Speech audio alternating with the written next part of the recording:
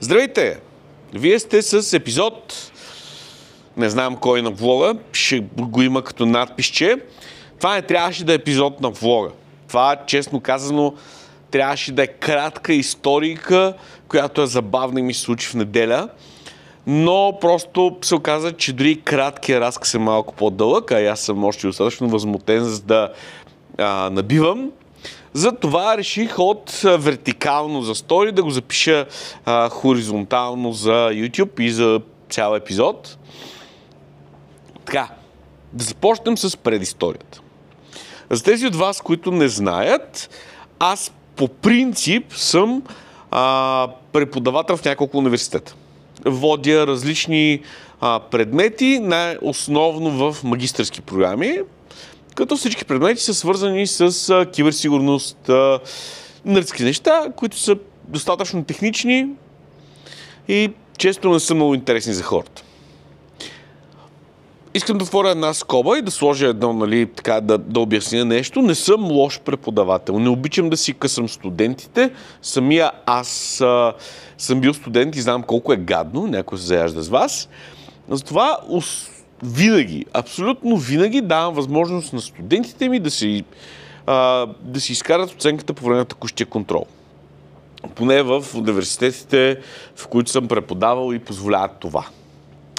Тази случка се развива тази неделя и е след изпит за нормален изпит. Малко история. Един от студентите, който беше на този изпит, направи нещо, извърши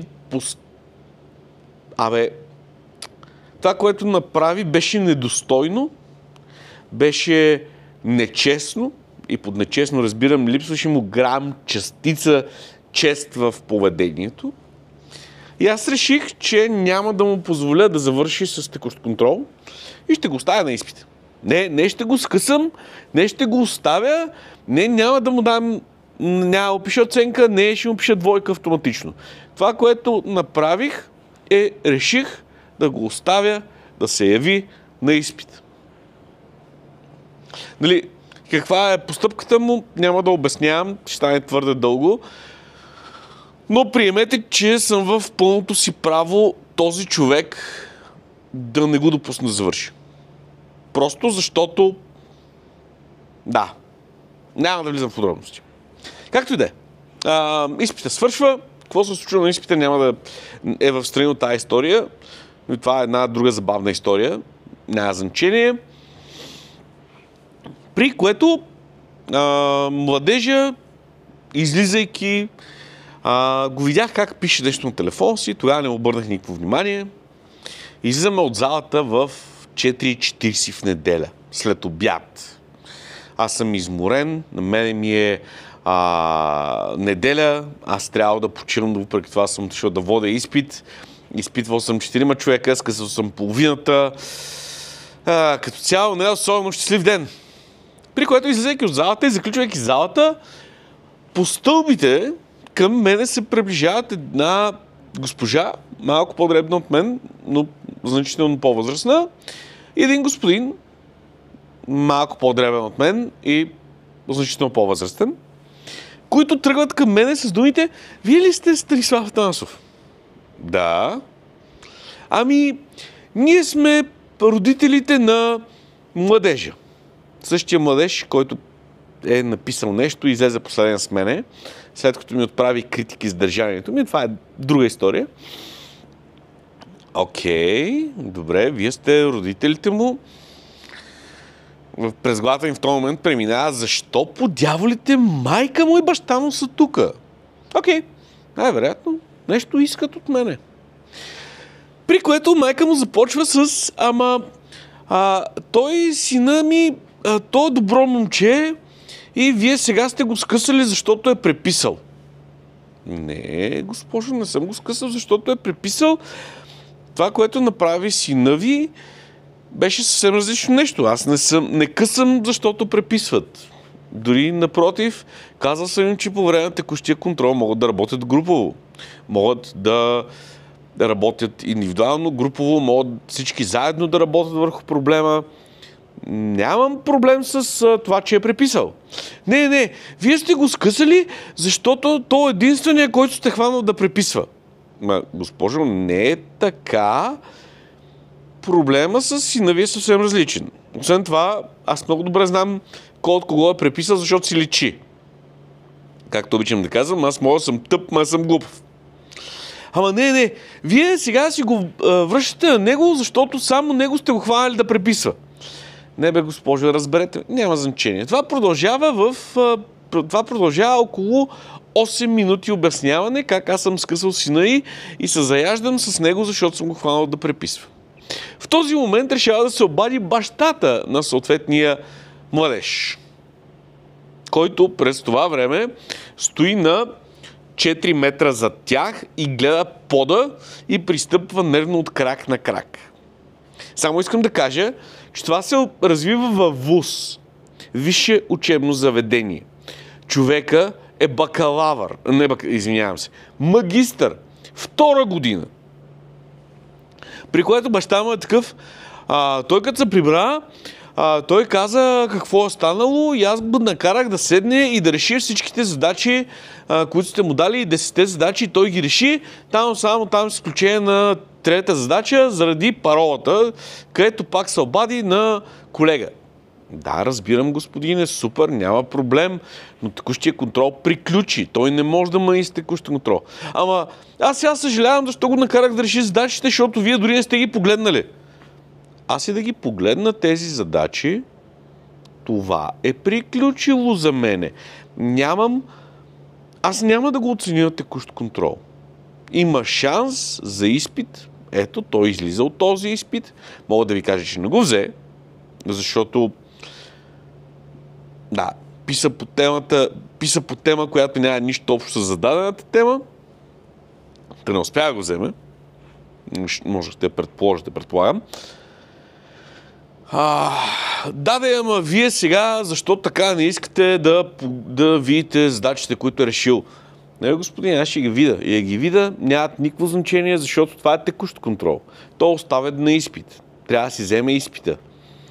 Ето сега, след няколко дни е поправката, спокойно може да дойде и да опита отново. При което в този момент майката реши да започне отново да обяснява какъв прекрасен човек било синчето й, как се бил поболял, как вдигнал температура, как иначе бил толкова добро момче и аз не трябвало да правя така и да му създавам проблеми. При което аз бях, добре, той може да е добро момче, може всичко, но начина по който постъпи и действията му ми дават пълното право да го накажа. Аз имам пълното право да не го допусна да завърши след това, което е направил. И аз не избирам да го накажа жестоко, избирам просто да го поставя на равни начала с всички други и да му дам възможност да докаже какво знае.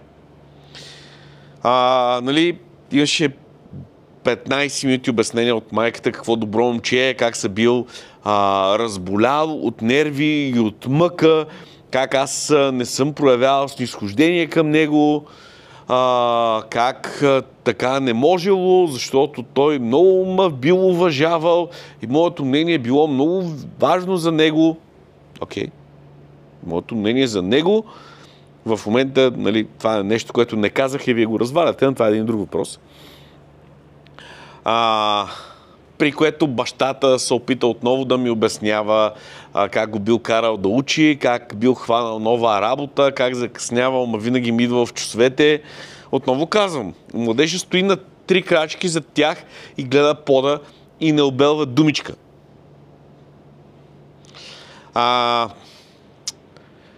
При което целият този тормоз от родителите на този младеж продължи 20 минути. Ние сме излезли 5 без 20 от залата, 4:40. Аз отидах да предавам ключовете в 5:10. Което означава, че може би е продължил малко повече, приблизително по-близо до половин час, през които родителите на 24 годишен студент, отново, 24 годишен студент, магистър, втора година, седяха и ми държаха сметка защо не съм пуснал сина ти. 24 годишен студент. Нали, самите действия на младежа са нещо, което не ми се навлиза в подробности, но нека да кажем, че да. Поне според мен това е много грешно поведение на родителите. Последния път, в който нашите са се карали, са държали сметка на някого за държанието му към мене, е било когато съм бил на 8 или 9, когато родител на дете, с което съм си играл, реши да прояви физическо насилие върху мене. Това е последния път, в който родителите ми са дошли да ми водят битките. И така и ми приключи разговора с тези два индивида родителски. Разбирам, загрижени майка и баща, но това е студент на 24, втора година бакалавър, който ми извика майка си и баща си да ми се карат. Защо не съм го пуснал на текущ контрол? Не защо съм го скъсал. Не защо не съм го допуснал до изпит. Не защо съм му създал проблеми или съм се заряждал. А защо не съм го допуснал на текущ контрол. Младежа има изпит при мене след няколко дни, да кажем скоро, където ще има пълната възможност да покаже какво знае. Да, историята има и продължение, между другото. Съжалявам, че е толкова разхвърлено. След като приключих с изпита, отидах на едно събитие на приятели, с приятели, в едно заведение, силна музика. Аз не пия, защото бях из кола. Но някъде около 8 ми звъни непознат номер. Имайте предвид, историята се развива към 5 след обяд. Звъни непознат номер, вдигам. Здравейте, господин Атанасов. Да.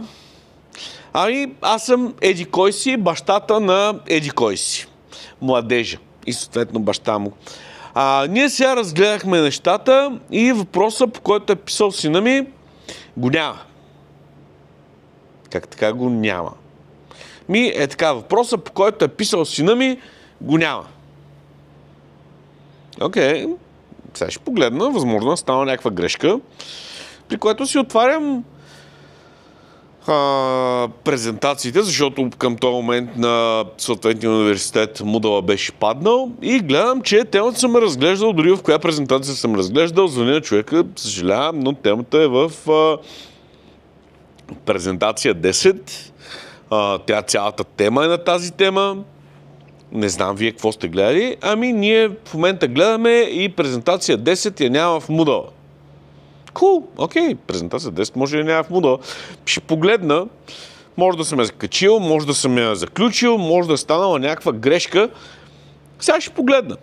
Затворих му, обадих се на съответно шефката на програмата да я предупредя, че най-вероятно ще има оплакване срещу мене, защото разказваш цялата случка, като тя е наясно и защо ученика е наказан.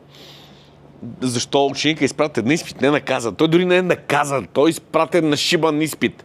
Както и да е. И тя ни каза, добре, окей, няма проблем, но все пак темите са били две, от които е можел да избира.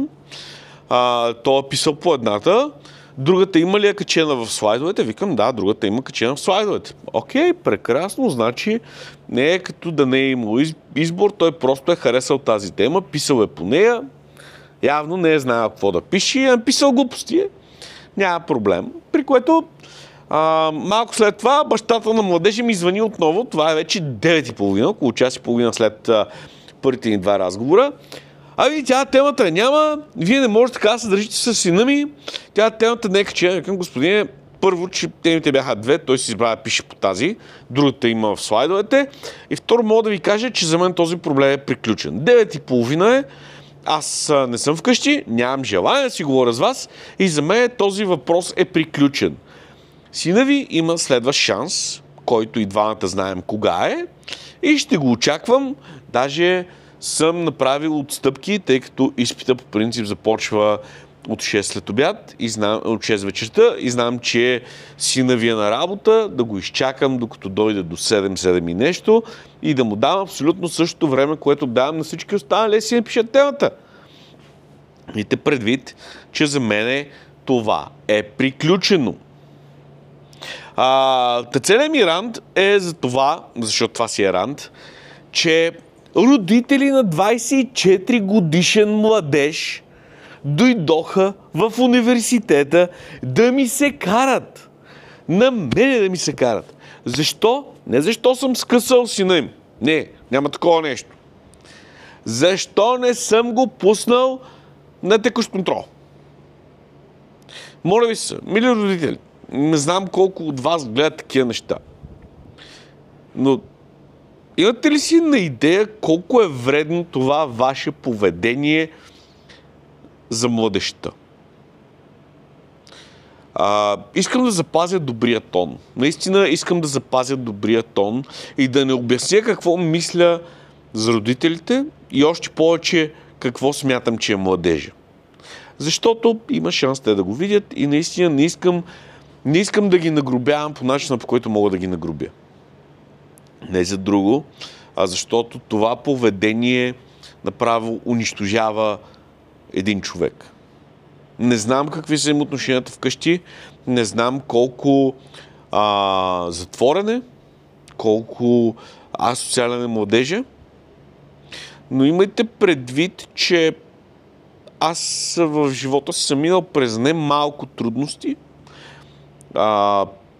Той е на 24, аз на 24 все още се борех с здравословни проблеми, но моите родители никога не са водили моите битки. Моите родители никога не са ходили да се карат с учителите ми, с преподавателите ми, в основното, в средното, пък не дай си Боже в шибаното висше. Не може човек на 24 години, родителите му да седят и да ми се карат. Издържая ги 20 минути, само защото съм културен. Не се смейте, не се смейте на културен. Не се смейте. Добре, приемете, че съм учтив. Исках да видя колко надълбоко ще се закопаят. Видях. Няма много повече копане от това, което направих. Това е историката за днес. Трябваше да е кратка, трябваше да е забавна. Надявам се, сте се забавлявали. Младежи ще го видя скоро. Но се надявам да напише за 3. За поправката съм избрал темички, които са леснички, които са елементарни и които дори могат да бъдат решени от обща култура. Даже няма да се налага да е учил сериозно. Ще му трябва просто обща култура и малко познание на операционни системи. До следващия път.